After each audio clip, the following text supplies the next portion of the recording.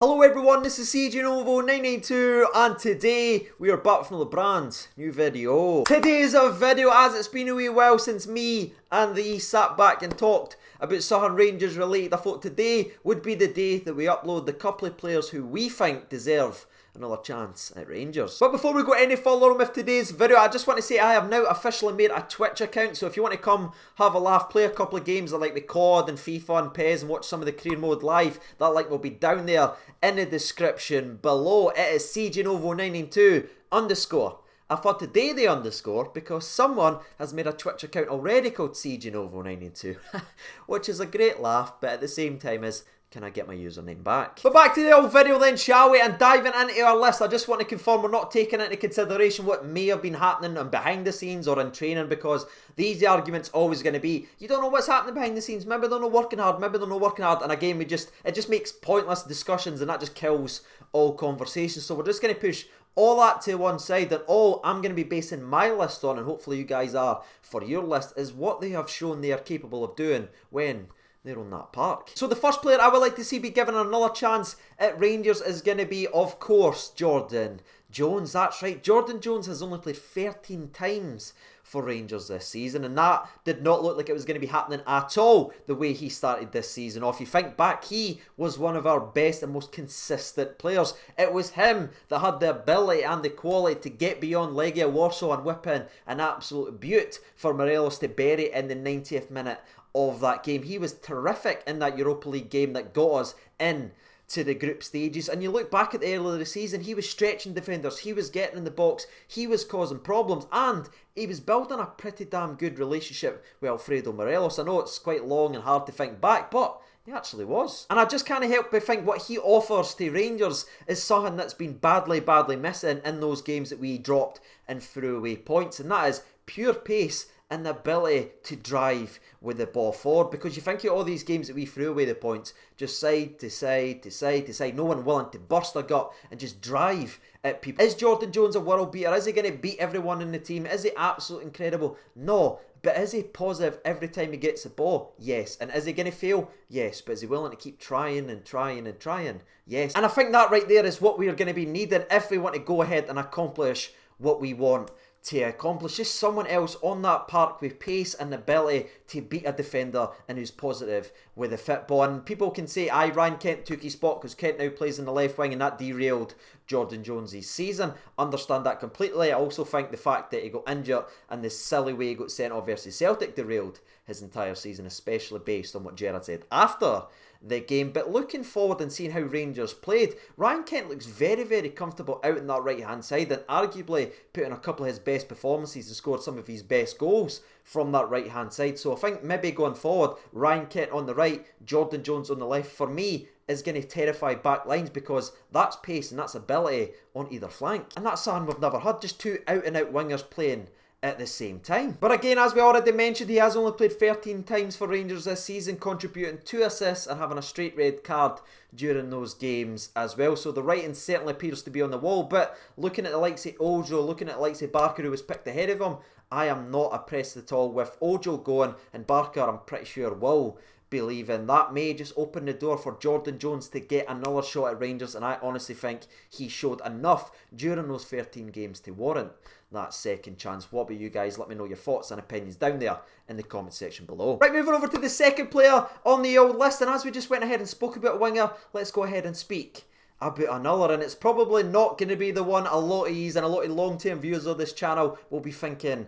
I'm going to say. Nah. Unfortunately, it is not my man, Glenn Middleton, because there is another player who's been through injury hell and back, who was given an opportunity and a chance to play some football in January, and by God did he grab that opportunity and chance with both hands and play some football. Now I'm of course referring to the Silver Fox himself, Jamie Murphy, who went down to Burton in January and absolutely tore that league apart. 10 games, 7 goals, 2 assists. That right there is impressive in itself, but given the fact that all 10 of those games weren't starts, that right there is scrumptious, son. well in. And I've got to be honest with you, I've talked about Jamie Murphy quite in detail just in my last video about 12 to 13 days ago when I went ahead there and talked about every loanee and what happened, how did they play. And I've got to be honest, that right there was a win for me. That was a positive. That was something I could grab onto because it was a feel-good story because we all know how it looked for Jamie Murphy. He came here to live and fulfil his dream of playing for Rangers. He wasn't playing in the best Rangers team, let's be brutally honest about that. And just as we started to add pieces, he got a serious injury. Then he came back, then he got an injury again, and then he fell away through the setup. I honestly didn't think it'd be anywhere near half as good as what he was. But with what I saw with my own eyes, Jamie Murphy is almost back to his best. His ability to cut inside and bring people into play, or just cut inside and absolutely rattle it top bin. His ability just to drift into the box with the ball and get defenders to commit is completely underrated. Whether it's a packed box or not, he's able to get in there and he's usually able to get a shot off. And then he just take my word for it, or even just the stats. If you've got a wee bit of free time, go ahead to the Button Twitter account and not only see the videos, but just see the fans' opinions who's watching him with his own eyes. They can't speak highly enough of that laddie, and again, that's just great to hear. People will pick holes at the league and the level of opposition. They can do that if they want, but as I said in the other video, the goals didn't move and he's putting them absolute postage stamp. And just being brutally honest, Ojo and Barker, no for me, lads. So that is why Jamie Murphy is on this list, and that is why I think the man deserves another chance at Rangers. But for the next player, let's move away from wingers and forget about the winger discussion for a brief moment, because we are going to be diving into the central midfield, or right back, or left back, or wherever the hell else he played during his Portsmouth loan, and that is of course going to be the man, the myth, the Ross McCrory. And I'll be honest, it doesn't really feel right to have Ross McCrory on a list like this of deserving another chance, because every time I think of Ross McCrory, I think of heart, passion and desire, everything you want from a football player, and he's never ever let us, the fans, down whenever he's pulled on that Rangers shirt. But the reason he is on this video is because he was deemed expendable enough that he could go ahead and leave Rangers Football Club and spend a season out on loan at Portsmouth, when I personally think he was good enough to impact Rangers this season. Maybe not every single week, but to go in there in those tough games, like the games at Tynecastle for instance, where we know they're going to get in our face, I know there's going to be a battle for every second ball, but just look at those games at Tynecastle. I mean, the ball was bouncing about 4 times in the midfield and Stephen Davis was getting absolutely blown off the park. And he wasn't the only one, by the way, but I'm just pointing him out because where he plays is where I'd sit Ross McCrory just in front of that back four to be the enforcer in those games at Tynecastle, in those tight games up at Perth, when you need someone just to absolutely smash someone, to get the players G'd up, to get the crowd back up. The Sounessys, the Kevin Thompsons, they all done it. And I look at this lad and I'm like, he is the next one to lead us that way. And listen, I know not everyone's going to agree with what I'm saying about Ross McCrory, because every time I talk about this laddie, there's always people to point out what he's not good at and say he's not good enough. And again, I'm not saying my opinion's right and your opinion's wrong. The channel's here for this discussion, and usually you guys tell me off all the time in the comments, but I just think the long-term successor to that central defensive mid-role that Stephen Davis has been playing for Rangers has to be Ross McCrory. He's got all the attributes, and despite a mixed season-long loan at Portsmouth where he spent a lot of time injured and being played absolutely all over the shop, he still managed to get a career-high level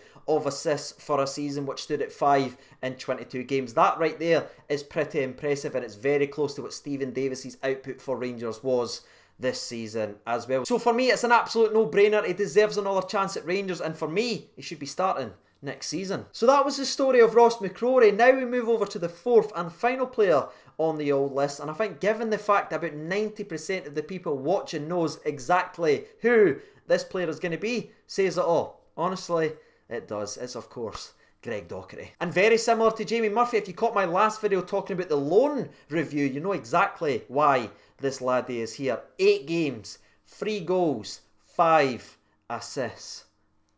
But as impressive as those stats are, they didn't tell the whole story. So let's push those bad boys to one side, because what Gregg Dockery has been able to do during his short time at Hibs is simply incredible. It's by far the signing of the window, apart from your boy Hadji. What he has offered to this Hibs team, he nearly changed that entire midfield in a single click of the old finger and thumb, ladies and gentlemen. The willingness to go forward, the willingness to track back, the energy, the all-round quality that he has added. Nearly every game you watch of what he played of Hibs, he was up there for the man of the match, Go and check the Hibs Twitter account. He's there constantly. He was one of the most informed players in the league the second we let him off a leash and sent him over to Hibs, and that doesn't surprise me, honestly. I mean, last year when we loaned him out, he won Player of the Year at Shrewsbury. If he continued playing the way he was for Hibs, he might have even won Player of the Year, despite only playing half of it. And speaking of half a season there, I think it's a testament to just how good Gregg Dockery is on and off the park mentally, because he rode the bench for 6 months. He wants to play for Rangers. He loves